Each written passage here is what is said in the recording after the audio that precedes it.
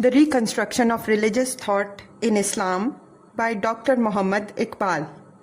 Lecture 7. Is religion possible? Broadly speaking, religious life may be divided into 3 periods. These may be described as the periods of faith, thought, and discovery.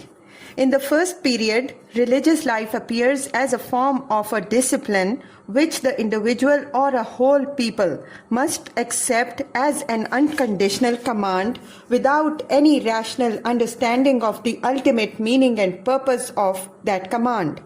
This attitude may be of great consequence in the social and political history of a people, but is not of much consequence in so far as the individual's inner growth and expansion are concerned. Perfect submission to discipline is followed by a rational understanding of the discipline and the ultimate source of its authority. In this period, religious life seeks its foundation in a kind of metaphysics, a logically consistent view of the world with God as part of that view. In the third period, metaphysics is displaced by psychology, and religious life develops the ambition to come into direct contact with the ultimate reality. It is here that religion becomes a matter of personal assimilation of life and power, and the individual achieves a free personality, not by releasing himself from the fetters of the law, but by discovering the ultimate source of the law within the depths of his own consciousness. As in the words of a Muslim Sufi, no understanding of the holy book is possible until it is actually revealed to the believer, just as it was revealed to the prophet. It is then, in the sense of this last phase in the development of religious life, that I use the word religion in the question that I now propose to raise. Religion in this sense is known by the unfortunate name of mysticism, which is supposed to be a life-denying, fact-avoiding attitude of mind, directly opposed to the radically empirical outlook of our times. Yet, higher religion, which is only a search for a larger life, is essentially experienced and recognized the necessity of experience as its foundation, long before science learned to do so. It is a genuine effort to clarify human consciousness and is, as such, as critical of its level of experience as naturalism is of its own level. As we all know, it was Kant who first raised the question, is metaphysics possible? He answered this question in the negative, and his argument applies with equal force to the realities in which religion is especially interested. The manifold of sense, according to him, must fulfill certain formal conditions in order to constitute knowledge. The thing in itself is only a limiting idea. Its function is merely regulative. If there is some actuality corresponding to the idea, it falls outside the boundaries of experience, and consequently, its existence cannot be rationally demonstrated. This verdict of Kant cannot be easily accepted. It may fairly be argued that, in the view of more recent developments of science, such as the nature of matter as bottled up light waves, the idea of the universe as an act of thought, finiteness of space and time, and Heisenberg's principles of indeterminacy in nature, the case for a system of rational theology is not so bad as Kant was led to think. But for our present purposes, it is unnecessary to consider this point in detail. As to the thing in itself, which is inaccessible to pure reason because of its falling beyond the boundaries of experience, Kant's verdict can be accepted only if we start with the assumption that all experience other than the normal level of experience is impossible. The only question, therefore, is whether the normal level is the only level of knowledge-yielding experience. Kant's view of the thing in itself and the thing as it appears to us very much determined the character of his question regarding the possibility of metaphysics. But what if the position, as understood by him, is reversed? The great Muslim Sufi philosopher Muhyiddin Ibn al-Arabi of Spain has made the acute observation that God is a percept, the world is a concept. Another Muslim Sufi thinker and poet, Iraqi, insists on the plurality of space orders and time orders and speaks of a divine time and a divine space. It may be that what we call the external world is only an intellectual construction, and that there are other levels of human experience capable of being systematized by other orders of space and time. Levels in which concept and analysis do not play the same role as they do in the case of our normal experience. It may, however, be said that the level of experience to which concepts are inapplicable cannot yield any knowledge of a universal character, for concepts alone are capable of being socialized.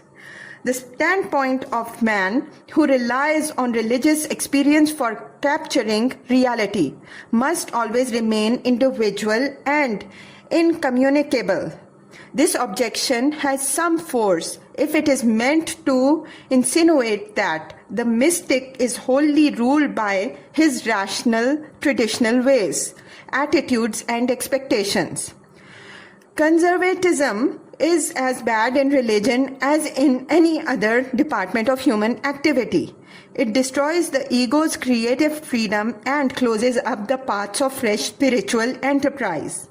This is the main reason why our medieval mystic techniques can no longer produce original discoveries of ancient truth. The fact, however, that religious experience is incommunicable does not mean that the religious man's pursuit is futile. Indeed, the incommunicability of religious experience gives us a clue to the ultimate nature of the ego. In our daily social intercourse, we live and move in seclusion, as it were. We do not care to reach the inmost individuality of men. We treat them as mere functions and approach them from those aspects of their identity which are capable of conceptual treatment. The climax of religious life, however, is the discovery of the ego as an individual deeper than his conceptually describable habitual selfhood. It is in contact with the most real that the ego discovers its uniqueness, its metaphysical status, and the possibility of improvement in that status. Strictly speaking, the experience which leads to this discovery is not a conceptually manageable intellectual fact. It is a vital fact, an attitude consequent on an inner biological transformation which cannot be captured in the net of logical categories. It can embody itself only in a world-making or world-shaking act. And in this form alone, the content of this timeless experience can diffuse itself in the time movement and make itself effectively visible to the eye of history. It seems that the method of dealing with reality by means of concepts is not at all a serious way of dealing with it. Science does not care whether its electron is a real entity or not. It may be a mere symbol, a mere convention. Religion, which is essentially a mode of actual living, is the only serious way of handling reality. As a form of higher experience, it is corrective of our concepts of philosophical theology, or at least makes us suspicious of the purely rational process which forms these concepts. Science can afford to ignore metaphysics altogether and may even believe it to be a justified form of poetry, as Lang defined it, or a legitimate play of grown-ups, as Nietzsche described it. But the religious expert who seeks to discover his personal status in the constitution of things cannot, in view of the final aim of his struggle, be satisfied with what science may regard as a vital lie, a mere as if, to regulate thought and conduct. Insofar as the ultimate nature of reality is concerned, nothing is at stake in the venture of science. In the religious venture, the whole career of the ego as an assimilative personal center of life and experience is at stake. Conduct which involves a decision of the ultimate fate of the agent cannot be based on illusions. A wrong concept misleads the understanding. A wrong deed degrades the whole man and may eventually demolish the structure of the human ego. The mere concept affects life only partially. The deed is dynamically related to reality and issues from a generally constant attitude of the whole man towards reality. No doubt, the deed, that is, the control of psychological and physiological process with a view to tune up the ego for an immediate contact with the ultimate reality is and cannot but be individual in form and content. Yet the deed too is liable to be socialized when others begin to live through it with a view to discover for themselves its effectiveness as a method of approaching the real. The evidence of religious experts in all ages and countries is that there are potential types of consciousness lying close to our normal consciousness.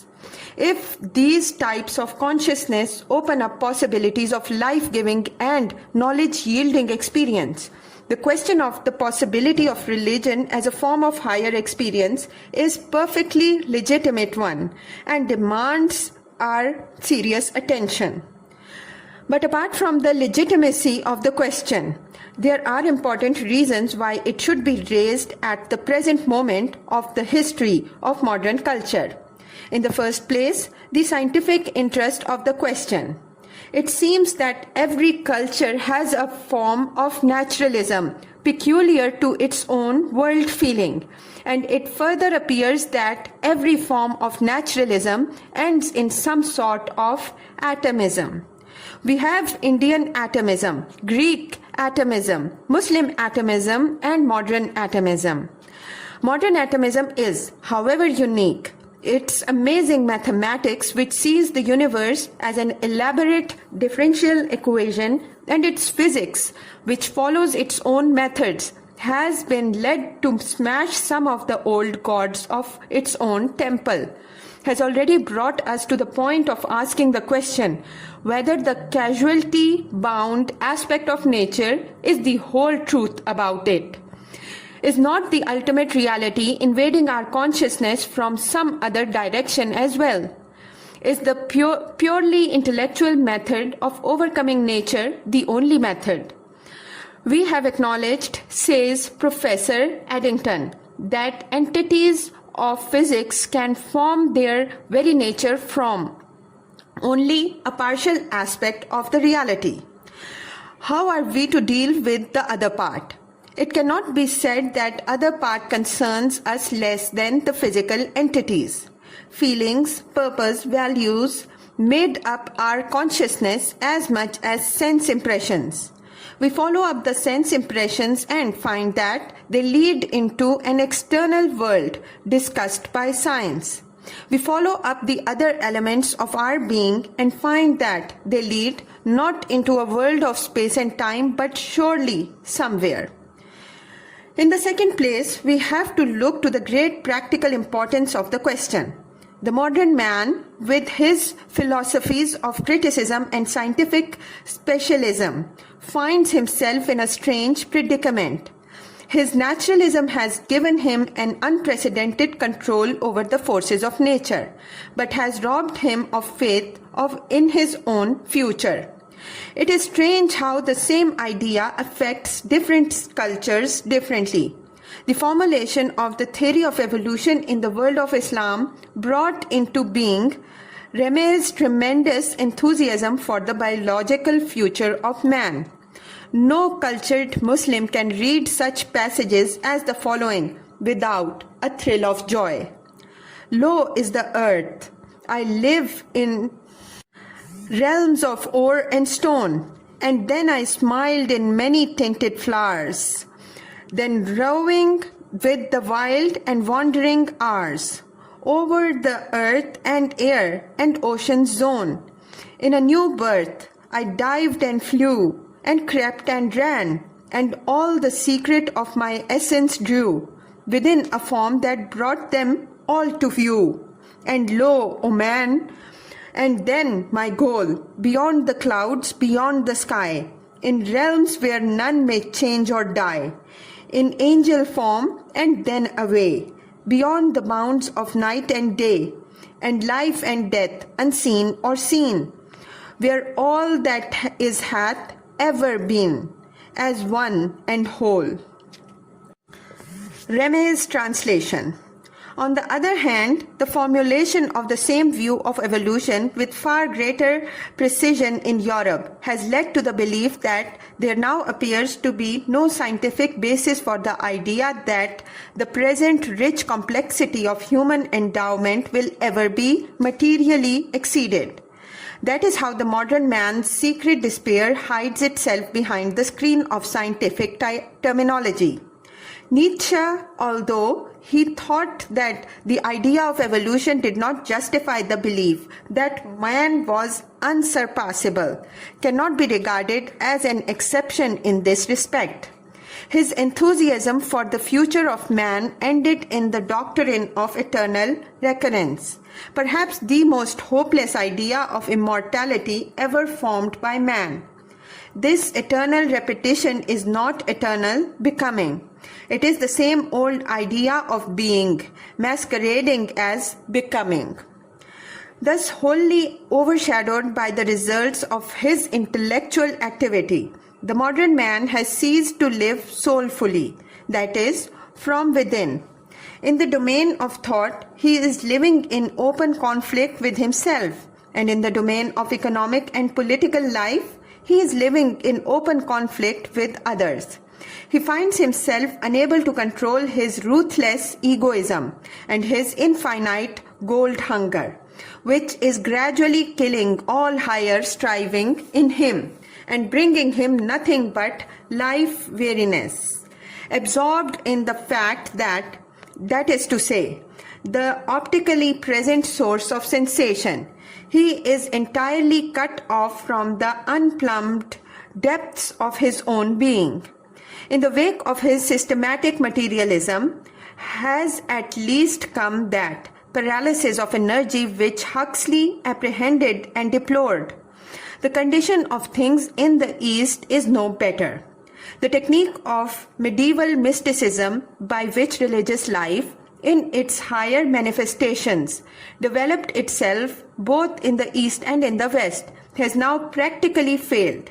And in the Muslim East, it has perhaps done far greater havoc than anywhere else. Far from reintegrating the forces of the average man's inner life and thus preparing him for participation in the march of history, it has taught him a false renunciation and made him perfectly contented with his ignorance and spiritual thraldom. No wonder then that the modern Muslim in Turkey, Egypt and Persia is led to seek fresh sources of energy in the creation of new loyalties, such as patriotism and nationalism, which Nietzsche described as sickness and unreason, and the strongest force against culture. Disappointed of a purely religious method of spiritual renewal, which alone brings us into touch with the everlasting foundation of life and power by expanding our thought and emotion, the modern Muslim fondly hopes to unlock fresh sources of energy by narrowing down his thought and emotion. Modern atheistic socialism, which possesses all the fervor of a new religion, has a broader outlook.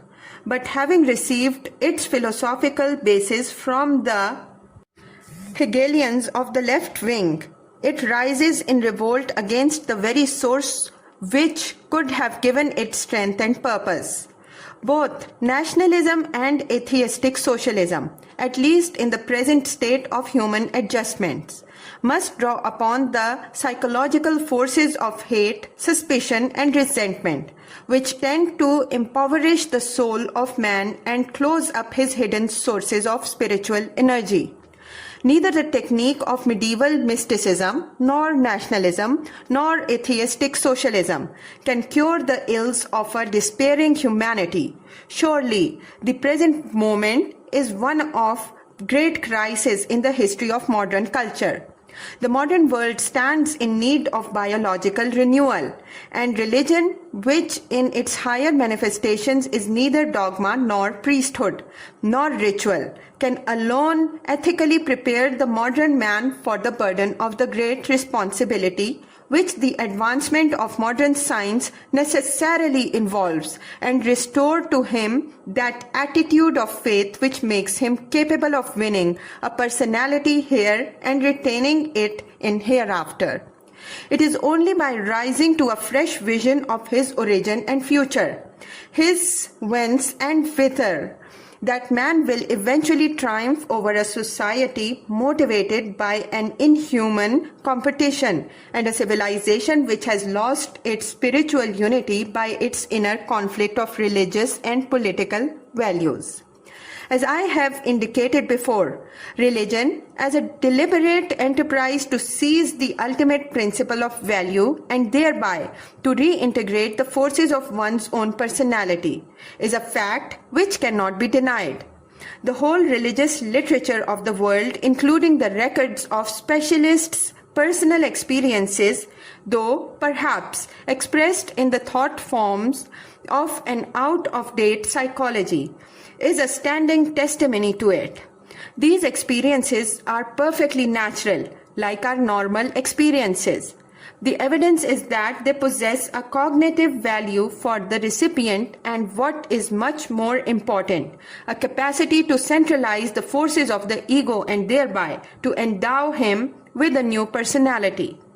The view that such experiences are neurotic and mystical will not finally settle the question of their meaning or value. If an outlook beyond physics is possible, we must courageously face the possibility, even though it may disturb or tend to modify our normal ways of life and thought. The interests of truth require that we must abandon our present attitude. It does not matter in the least if the religious attitude is originally determined by some kind of physiological disorder. George Fox may be a neurotic, but who can deny his purifying power in England's religious life of his day? Muhammad, we are told, was a psychopath.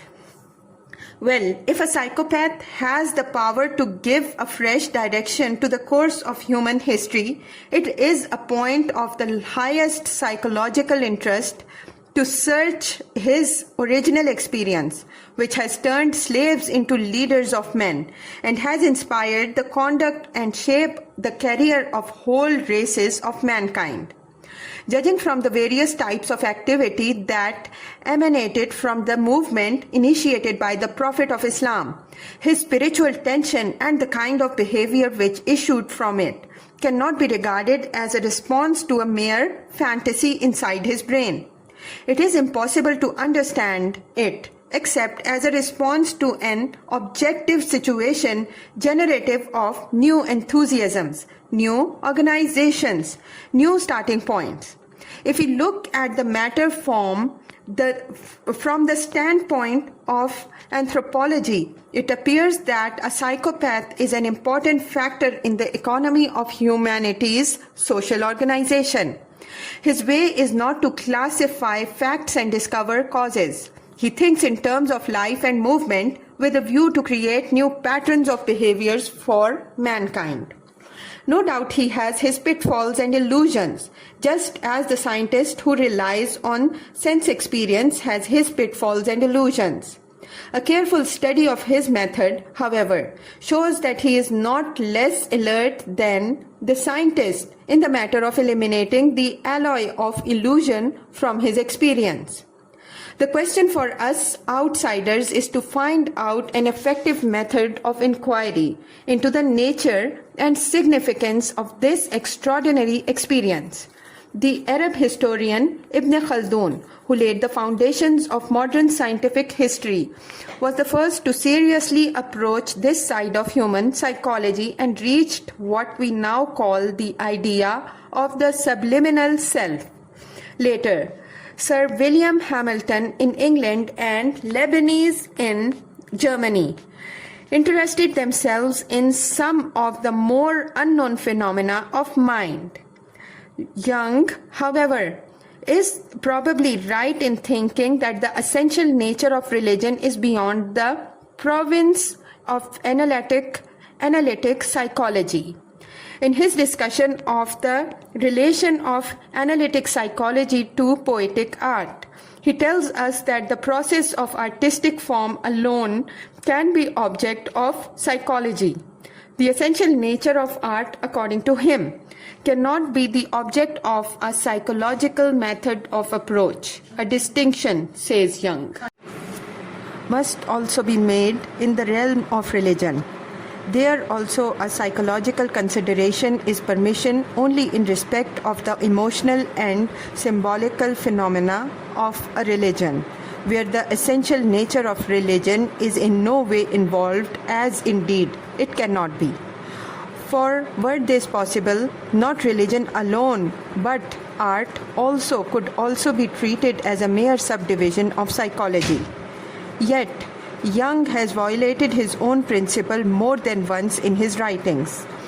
The result of this procedure is that, instead of giving us a real insight into the essential nature of religion and its meaning for human personality, our modern psychology has given us quite a plethora of new theories which proceed on a complete misunderstanding of the nature of religion as revealed in its higher manifestations, and carry us in an entirely hopeless direction. The implication of these theories, on the whole, is that religion does not relate the human ego to any objective reality beyond himself. It is merely a kind of well-meaning biological device calculated to build barriers of an ethical nature around human society in order to protect the social fabric against the otherwise unrestrainable instincts of the ego. That is why, according to this newer psychology, Christianity has already fulfilled its biological mission, and it is impossible for the modern man to understand its original significance. Jung concludes, most certainly we should still understand it, had our customs even a breath of ancient brutality, for we can hardly realize in this day the whirlwinds of the unchained libido which roared through the ancient Rome of the Caesars. The civilized man of the present day seems very far removed from that. He has become merely neurotic. So for us, the necessities which brought forth Christianity have actually been lost, since we no longer understand their meaning. We do not know against what it had to protect us. For enlightened people, the so-called religiousness has already approached very close to a neurosis. In the past 2000 years of Christianity has done its work and has erected barriers of repression which protect us from the sight of our own sinfulness.